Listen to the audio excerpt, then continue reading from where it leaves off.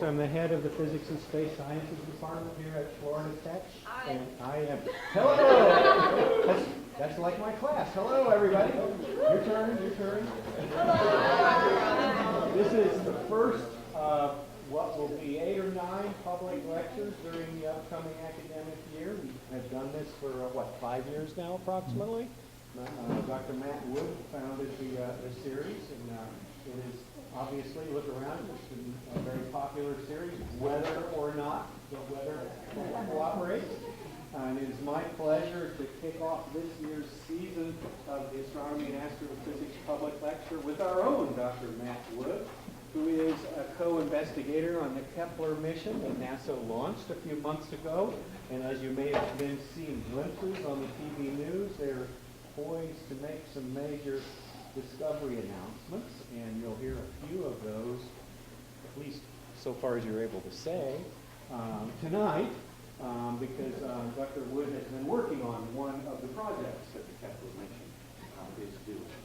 So I'll have a few words to say afterwards, the question and answer period afterwards, about the rest of the series and whether or not the weather is cooperating. Our beloved observatory director, Dr. Dan Batcheldor, will tell us whether we can go to the observatory afterwards. But without further ado, I want to thank Matt for kicking off this new series, and I know you're going to enjoy this. He's been very excited about this project, so you're about to have a treat. Thanks, All right. Matt. All right. Thank you, Terry. Thank you, everybody, for coming out. We've got a real nice series of talks set up for this year. Next month, we'll have Dr. Joe Dwyer, who's going to be talking about the latest results from his lightning research project that he's doing with a couple other faculty here. They have the world's largest ground-based X-ray telescope now, and they can actually trace lightning in X-rays as it goes. So he says the movies are fantastic, so I encourage you to come back next month. Month after that, we'll have Dr. Hakeem Oluche, who's going to be talking about the Large Synoptic Survey Telescope. And if there's a big interest in him telling you a little bit more about cosmology, I can, come talk to me afterwards. I can sell him on that. But for now, let me go ahead and get started here. So I'll be talking about first results from the Kepler planet finding mission.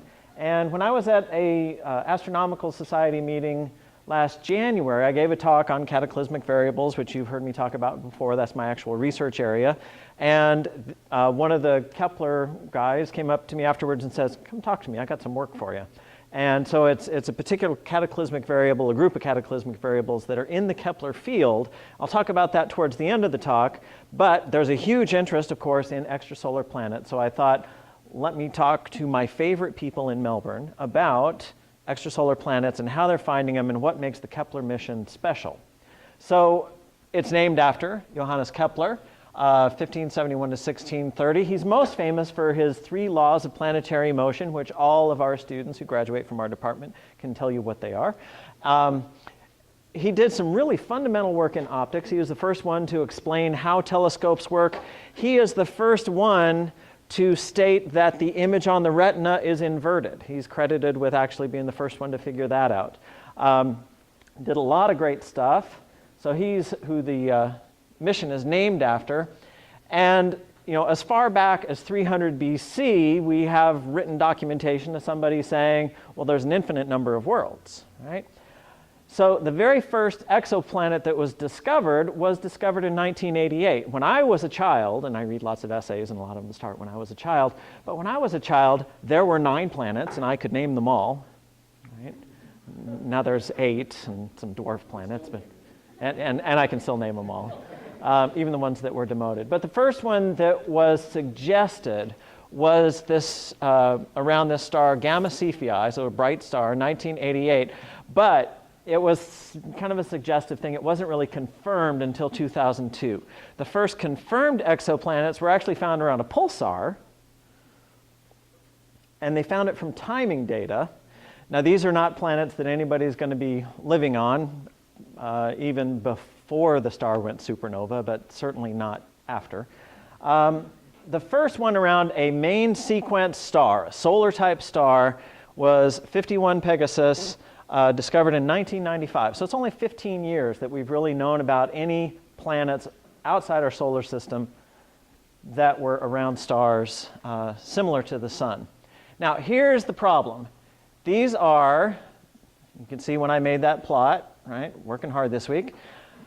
So these are all the known exoplanets that we know about now. There's about 450 on this plot, and we're plotting basically the mass here on the y-axis versus the semi-major axis, which is the distance that it is from its parent star. So there's the Earth, right? We're at 1 astronomical unit by definition from our planet, our sun. And so you see everything else is higher mass, much higher mass, right? That's the mass of Jupiter there. That's 1/10 the mass of Jupiter, 1/100th the mass of Jupiter, 10 times the mass of Jupiter. And again, everything inside this line means that it's closer to its sun than we are from our sun. So very high mass stuff, very close. Being sentient beings, we're kind of interested, are there other sentient beings? And so, we're interested, are there other Earth-like planets in the habitable zone of other stars? So that means, if it's a star just like the sun, needs to be about 1 astronomical unit away, because if it's too close, the water boils. If it's too far away, the water freezes. And it has to be at least 1/10 the mass of the Earth, or it can't hold an atmosphere. But if it's more than about 10 times the mass of the Earth, then the atmosphere is really thick. So this is what the Kepler mission is going to be trying to find.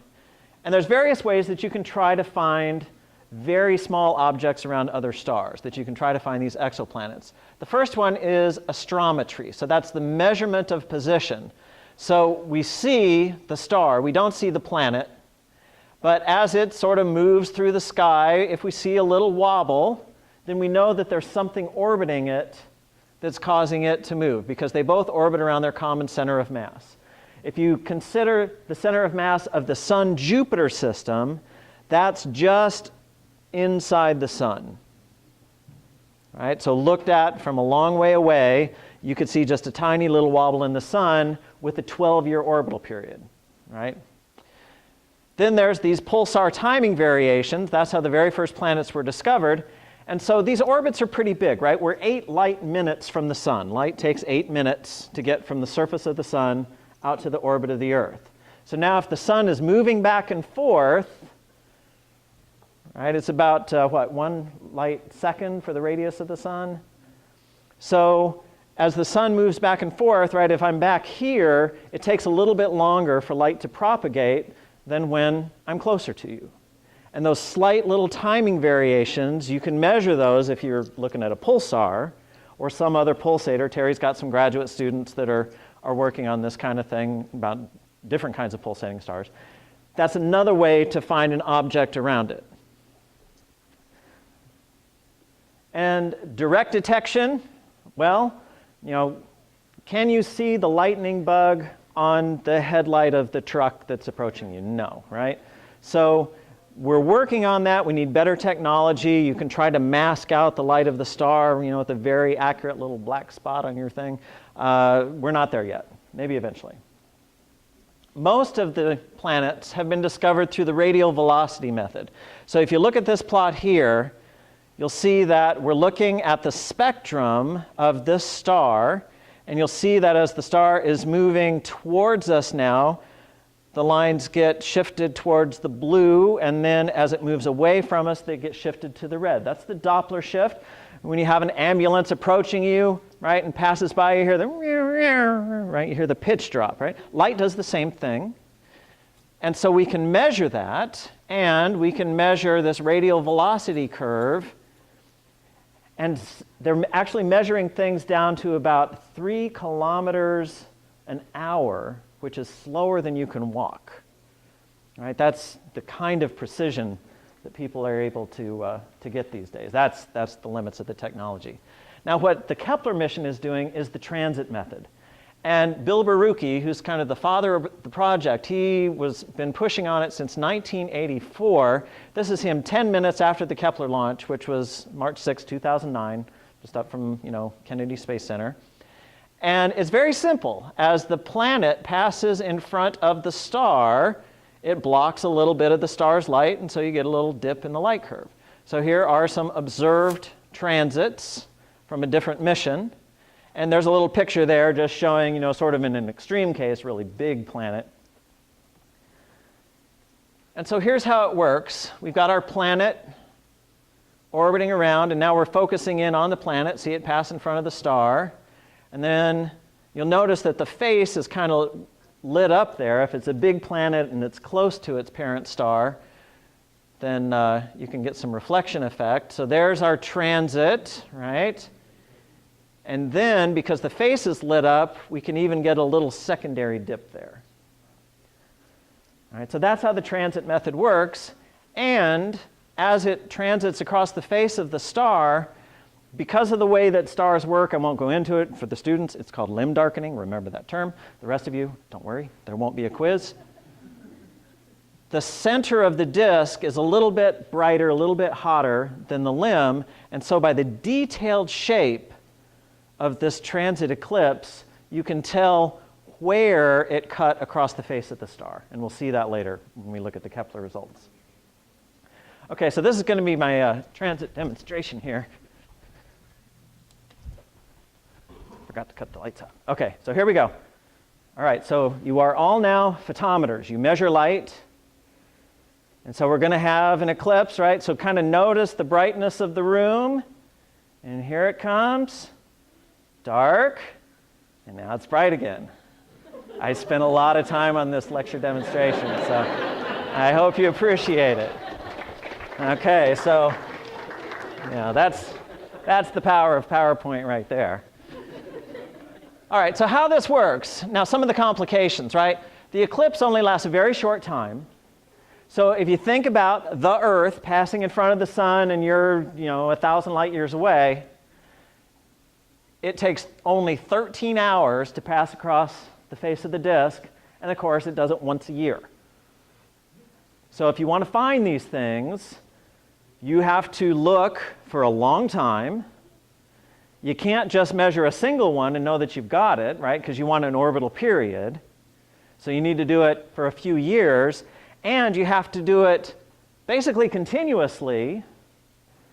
And you need to sample it every few minutes, at least every half hour, right? For it to work, in addition, the orbital plane of the planet needs to be very close to our line of sight, right? It needs to be edge on, or you're not going to see it. And so here's a little equation. This is the only equation in the talk. And the gist of it here is that the probability is the diameter of the star over the diameter of the orbit. So if the planet's really close to the star, you've got a better chance of seeing it. But for an Earth-like planet, it's about 0.5%.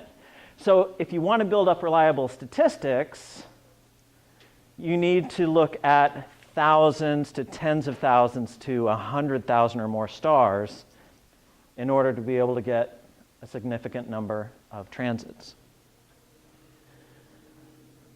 I got a lot of materials from the Kepler website. If you just type Kepler mission into Google, you have access to all this stuff. So there's our transit, right? So that star was edge on. We look at this star, and its orbital plane is in the plane of the sky. So we don't see any transits. We wouldn't see any radial velocity variations. It's got planets, but we'll never know unless we can do direct observing. That one, it's inclined, so we don't see it. And then on this last one, the inner planet transits, but none of the other ones do. So that's the difficulty, right? There may be lots of systems with planets, and we just won't see them by the transit method. We might be able to pick up some with the radial velocity method, but not with the transit method. So let's look at the numbers. The relative change in brightness, how much it dips, is just the ratio of the area of the planet over the area of the star. For Jupiter, that's about 1 in 100, so that's a 1% drop. That's pretty easy to measure.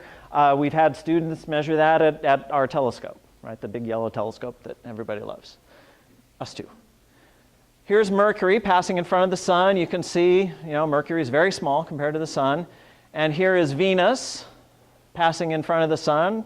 Happened again in 2012. So that's about 0.01%, or 1 in 10,000, or 1 in 10 to the 4. So if you want to measure this and have a good signal to noise of 10 to 1, then you need to have a photometric precision of 1 part in 10 to the 5. And if you want 100 to 1, you need a photometric precision of 1 part in a million. The only way you can do that is going to space, and that's the Kepler mission. So, need to observe long time. So here's what we're trying to do with Kepler. Discover it by the transit method. I rented these lips today. Survey over 100,000 stars, and that will give you a statistically significant result. We need to stare at the same region of the sky for 3.5 years. Right? Kepler does not slew. And this will then be sensitive to Earth-like planets in the habitable zone of solar-type stars. So Kepler could observe the Earth going around the sun. That's the whole idea behind Kepler.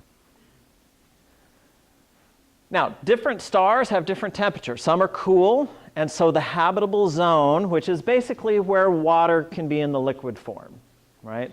We're sort of looking for planets that have water in the liquid form, because at least we know life can evolve on that kind of planet. Sun-like stars, the habitable zone moves out a little bit, and hotter stars, it's out even further.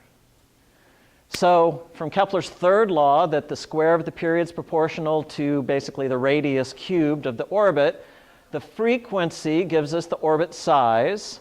The orbit size with the stellar temperature, which we take a spectrum of the star, we know how hot it is, we know how bright it is. That tells us if the planet is in the habitable zone. The transit duration, depth, etc. gives us the size of the planet, again, the detailed shape of that light curve. And then if we measure from the ground the Doppler variations, the radial velocity variations of the parent star, then we get the density of the planet, and then the density tells us the composition. And as I have in a later slide, from the very detailed way in which the star goes into transit, you can tell if it's got an atmosphere or not and what's in the atmosphere. Right, again, that's advanced technology that we're still kind of working on. So this is what Kepler's doing. 100,000 stars with exceptional precision without blinking for 3.5 years. Okay?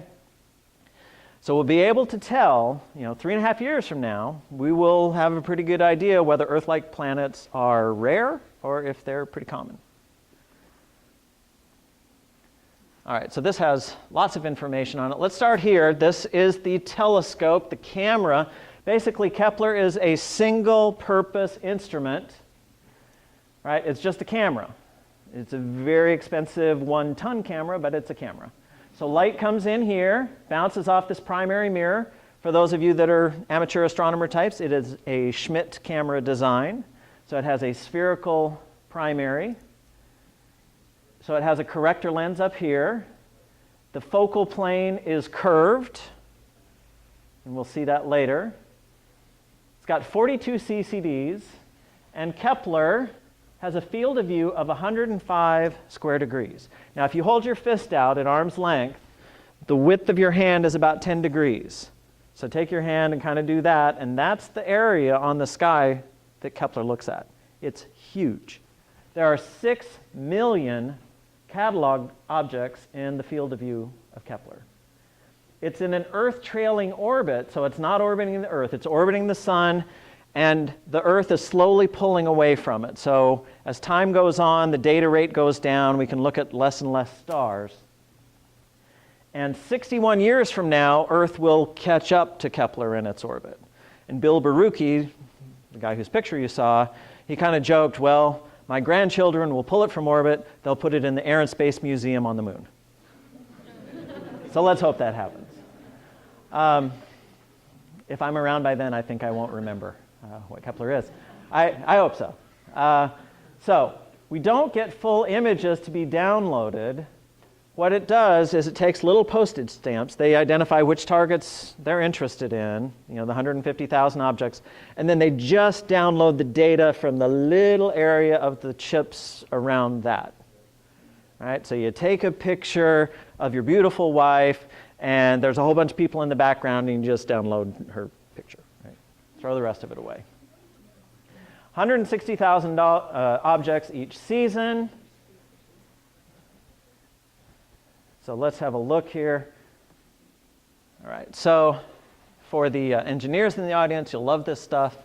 So here is one module with 2 CCDs, and you can see there's a little lens right on top of that, and that's because the focal plane, here's your focal plane assembly, this is the guts of the camera, 42 CCDs, and it's a curved focal plane.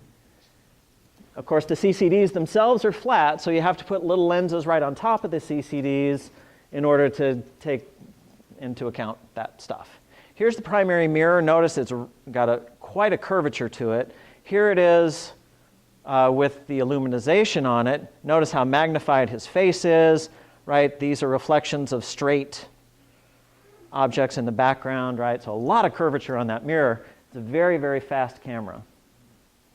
Here's the Schmidt corrector lens. I'm going to be careful how I pronounce that. And here's the telescope. 2 different views. So there's your solar arrays, and this is for dumping the excess heat. Okay, so liftoff was at 10:48 p.m. Anybody see the liftoff? All right, lots of people. Very good. All right, we love our launches here on the Space Coast.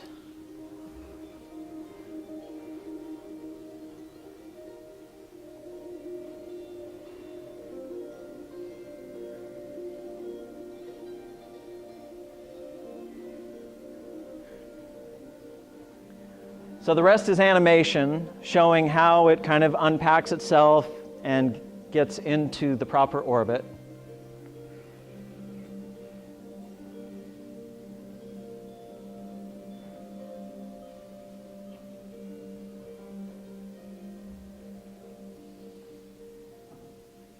I thought this was interesting. They spin it up for stability, to get it into the Earth trailing orbit.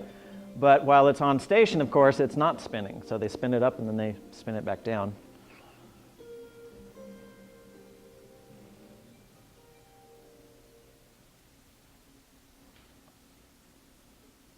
And here it is in orbit. Notice that every 90 days, once a quarter, it rotates by 90 degrees. So it always keeps the solar panels pointed towards the sun. The telescope itself is looking 55 degrees away from the sun. All right, so it can keep looking at the same patch of sky, and it's slowly pulling away from the Earth, or the Earth is pulling away from it. Again, 61 years from now, we'll catch up to it. So here's where Kepler's looking in the galaxy. So there's the center of the galaxy. Here's our sun. Right, close to a couple arms there. And we're looking in the direction in which the sun is moving through the galaxy. And the search space extends out to about 3,000 light years. For the amateur astronomers and those of you that kind of know your way around the sky, here we see it again with some landmarks that you may be familiar with. And here's the field of view on the plane of the sky. Now, one of the things Kepler observes every 3 seconds, right? And it just kind of adds up the data, in its memory, and then once a day downloads the stuff, right? So what they did, a problem with CCDs is that bright stars can saturate. And so you'll notice there's a really bright star right there between the chips. They actually optimized it to put the bright stars between the chips so they wouldn't saturate, which is pretty clever.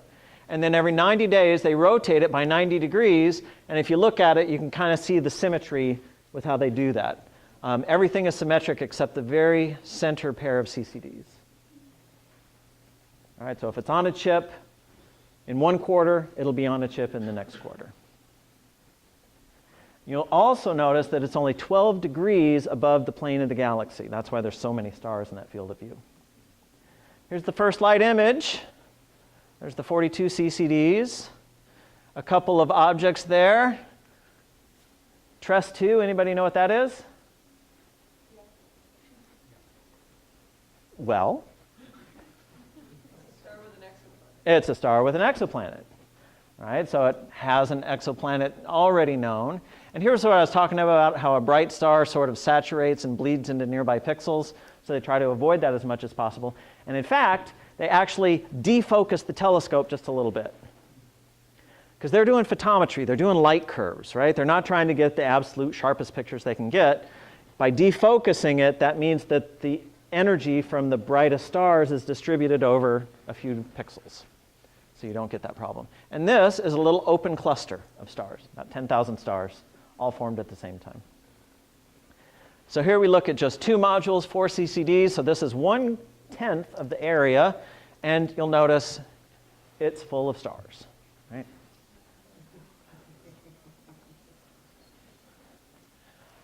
So to date, they've only released a little bit of data. And what they're really trying to do is to avoid a lot of false positives because people are so excited about this. You may remember about 3-4 weeks ago, there was this report that there's hundreds of Earth-like planets in the habitable zones of stars because one Russian guy gave a talk and he had a PowerPoint slide and it got put up on the web and somebody found it and published it and the world press went nuts. I kind of joked to my collaborator at Kepler and said, "Got any good rumors?" And he wrote back and goes, "Please don't." He says, "I will get in trouble if some member of the press runs with it, and just don't." So they're trying to be really, really careful, because, for example, if a star has big sunspots on it, and dimmer stars have big sunspots, and it has a rapid rotation, that can mimic a planet. But those have a certain lifetime; they come and go. So if you just sort of report the first thing that you see, then it may turn out to not be a planet. So they want to be really careful and just report planets. So the first 43 data set includes over 700 candidates. But now they've got to follow them up from the ground with radial velocity measurements to see, are they really planets? So here are the first 5 that were reported. These were reported in January of 2010. And again, you can sort of see the shape of the light curve, and that tells you where it cuts across the star. Notice these orbital periods, days. So these are all very, very close. Mercury has an orbital period of 88 days. Right? And of course, we're 365 days. So these are very, very close to their parent stars. Notice also Kepler 7b. It's got a mean density that's 1/8 that of water. I mean, Saturn's a little bit less dense than water, but it's the least dense planet in the solar system. That's about the density of high-density styrofoam. Right? So that's a very fluffy planet. These are the radial velocity measurements of those 5 Kepler planets. You may have noticed that it started with the number 4. And you may say, why didn't they start with 1? Well, in fact, the Kepler team discovered 3 exoplanets before the mission launched. And so those got the numbers 1 through 3, but they were discovered on the ground, not with the Kepler satellite. So here are the relative sizes of the planets. There's the fluffy one. There's Jupiter. There's Kepler 4b. There's the Earth. All right, so these are all very big. And they are very close to their parent stars. So this is how hot they should be. There's molten lava. So these stars are so close to their parent stars that they're getting intense radiation. There almost certainly is a stream of gas being blasted away from them, right? Not a huge stream or anything, but I am sure it would be fantastic to actually be able to go there and take a picture. And here's our planets, right? Nice and cool. There's water, right? So there's the Earth. Water freezes, water boils. We're right in the middle, right? That's why they call it the Goldilocks zone. So here's another plot showing orbital distance versus mass. So this is similar to what I showed you before. Here's all those Kepler planets. And again, very, very close. There's your orbital distance. There's the Earth. This green zone here shows the habitable zone. All right, there's Venus, some of our other planets. So again, these are very big. Obviously, no life going to be on these planets. Okay, so yesterday, Kepler had an announcement. A lot of you may have seen it. They found the first example of a system that has 2 transiting planets. These both have They're sort of like Saturn-like planets, so big. 9b has an orbital period of 19 days. 9c has an orbital period of 38 days. So these are actually in resonance with each other, right? That's a 2-to-1 resonance. So these were not confirmed by radial velocity variations, but because they're in that resonance, they interact pretty strongly, changes the timing of the eclipses, and so they were able to confirm, yes, these are 2 planets and get their masses and things like that. And then there may be a planet, a super Earth, with a radius of about 1.5 times that of our Earth. And so if it has exactly the same density, you take 1.5 cubed, and you get a mass 4 times the Earth. If it's more dense, then maybe 5 to 10 times as massive as the Earth. So that's interesting. And so let's see. Here's the artist's conception that came with the press release. You can see they're even sort of showing the little winds being blown off there. Here are the light curves and where it transits the star. And so there's 9c, there's 9b, and there is a tiny little dip in that blue light curve, still unconfirmed. Also just in, another team knew that the Kepler announcement was coming up, so 2 days before that they got their press cycle. Highly populated extrasolar planetary system announced Tuesday. Up to 7 planets. Now this is based on 6 years of spectroscopic observations, but only 190 measurements. So another artist's conception, right? These press releases all have the nice pictures these days. So the 5 strongest signals correspond to planets with Neptune-like masses between 13 and 25 masses, which orbit the star with periods ranging from 6 to 600 days. The planets are located between 0.06 and 1.4 times the Earth-Sun distance. So that's 1 astronomical unit. So they're still very close to the star. Now they also suspect that there may be a Saturn-like planet with a period of 2,200 days. Now that's about as long as they've been looking at it. All right, so that's why that's an iffy signal. And the other would be 1.4 times the mass of the Earth with an orbital period of 1.18 days. Right. Now, how you're thinking, well, that's really short, right? And it is. If you were in, right, we have low Earth orbit, right? And how long does that take? 90 minutes, right? Lots of people know that. How about low Sun orbit? That's about half an hour, maybe an hour. Right, so this is really, really close. Right? If you're orbiting right over the equator of the Sun, something like a half hour to an hour. Okay, so I work on cataclysmic variables. Right? I don't work on exoplanets, although it's pretty good stuff. Maybe I'll venture into that. There are 10 cataclysmic variable systems in the Kepler field. Now the Kepler observations, the typical cadence, how frequently they observe it, is 30 minutes. But for very high interest targets, they can look at it once a minute. All right? So some of these cataclysmic variables are being looked at once a minute, and we've been looking for 3/4 of a year now. So this one system in particular that I'm going to show you the most data from, V344 Lyra, promises to be a Rosetta Stone for these cataclysmic variable studies. And if you came to an earlier talk where I talked about cataclysmics, there's all kinds of different ways that a disk can oscillate. And just like seismology of the Earth, it's looking like Kepler will allow us to do seismology of accretion disks. So in the top panel, this is 180 days, a half a year's worth of data. And so you see an outburst, an outburst, an outburst, and then a big outburst with lots of stuff going on, more little outbursts, another big outburst, and then we sort of stretch all that out. So here's your little outbursts, and notice that's kind of thick right there. There's actually some pulsations there. But look at this. It starts off as a normal outburst, and then all of a sudden it jumps up even higher, and there's some oscillations going on there. So the disk is oscillating. Here's the residual light curve if we just subtract off those great big variations.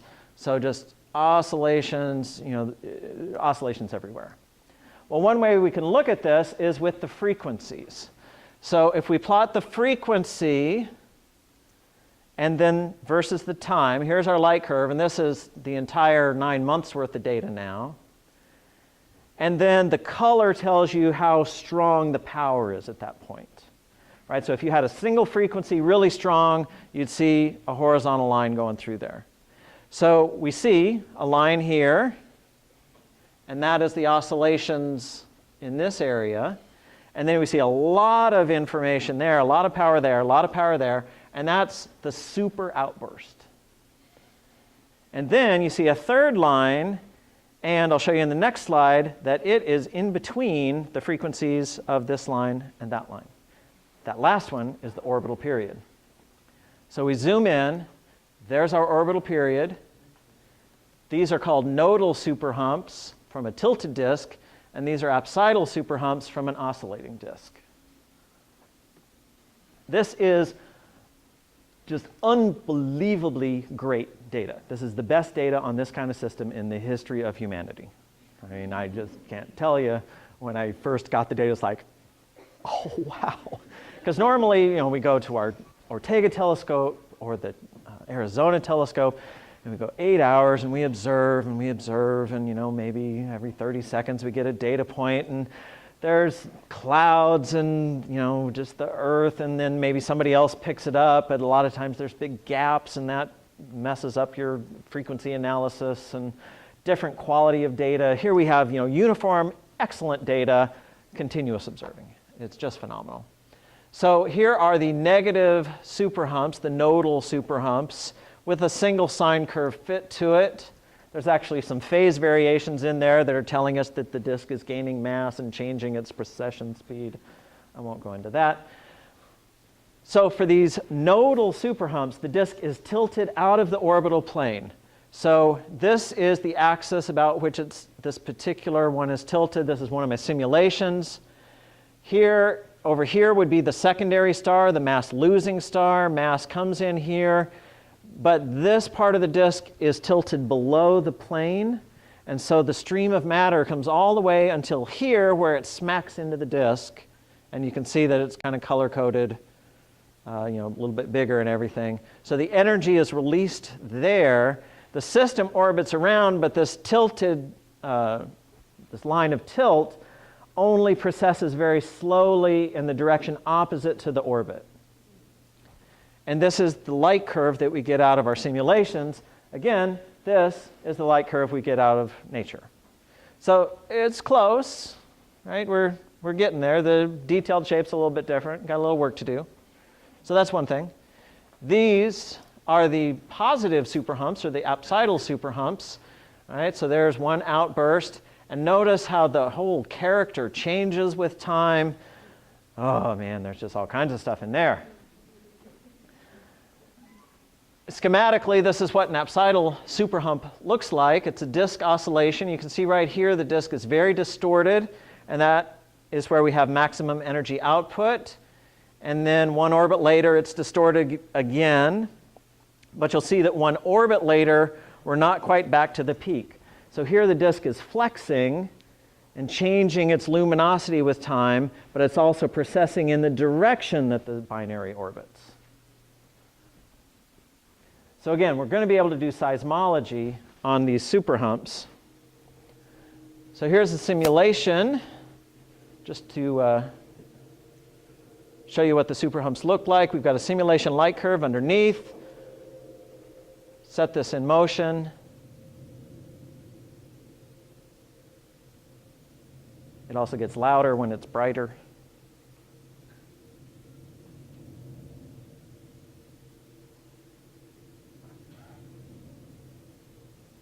So very distorted, and then fairly circular again. All right, so that's the superhump oscillation. So this is what the disk is doing out in V344 Lyra, and we've got just this beautiful data to try to understand it. Now, there are other cataclysmic variables that are in the field. There's this V1504 Cygnus. And so we look at this first box here and just see this is called a dwarf nova outburst. We've got a paper which has been submitted to the Astrophysical Journal, which is talking about the outburst behavior, which is headed up by John Canizzo, whose name I left off here, and by accident. Then this little box here is showing again the superhump oscillations, the apsidal superhump oscillations. We have this system MV Lyra, which has no periodicities. It just has this flickering behavior, and we don't really understand the flickering behavior. So we're going to try to look at it. If you're familiar with fractals, we're going to try and get a Lyapunov exponent for it. You know, what's the fractal dimension of this light curve? Maybe that'll tell us something about the flickering. So that's kind of neat too. So here's the promise of what we're hoping we'll be able to do with these data, and I think we will. So we'll get observed periods and eclipses. Those will give us the binary and stellar parameters. We'll get the detailed phenomenology of accretion disk behavior. And again, you know, it's all been sort of single site observations, a lot of it by, you know, very dedicated amateur, serious amateur astronomers with 16-inch telescopes in their backyards, just night after night after night. Testing the viscous accretion disk limit cycle, that's the dwarf nova and the super outburst, to try to understand how that changes. Testing the mass transfer instability, the disk oscillation models. We already know that our models are incomplete when we look at these data. I forgot to point it out, but the frequencies of the superhumps, they actually sort of evolve with time, right? They pull towards redder frequencies, and my models don't do that yet. So I need to tweak things up on my models. But by doing that, what that means, right, I'm figuring out which knobs do I have to turn to make my models look like nature. And so I'm figuring out the fundamental physics, right? I'm figuring out what actually is going on there. So it's very exciting. Deeper understanding of the disk oscillation modes, characterizing the flickering, all the rest of it. Some of these systems probably have spinning white dwarfs with a magnetic field, so that ends up as sort of a white dwarf lighthouse, right? A soft X-ray lighthouse, because the material threads onto the magnetic field as it's rotating around, and that's sort of the white dwarf equivalent of a pulsar. There's also, I didn't have time to talk about it, but there's some pulsating stars, rapidly pulsating stars in the Kepler field, and you know, there's starting to be just a flurry of papers. So there's just this huge amount of research coming out of the Kepler project. I mean, it's a fairly simple project compared to, you know, Hubble Space Telescope, for example, because it doesn't slew, right? It's just looking at one place in the sky for a long period of time. But the wealth of information that we get out of it is just truly remarkable.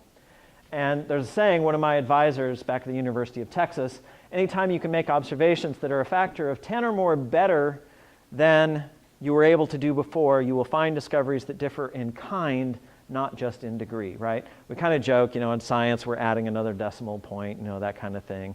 You know, we're finding things with Kepler that we just could not find any other way. So there's a lot more to come.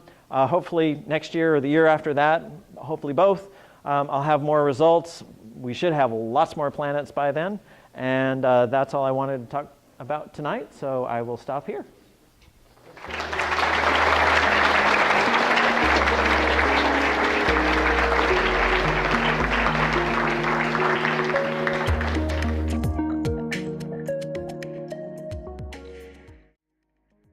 One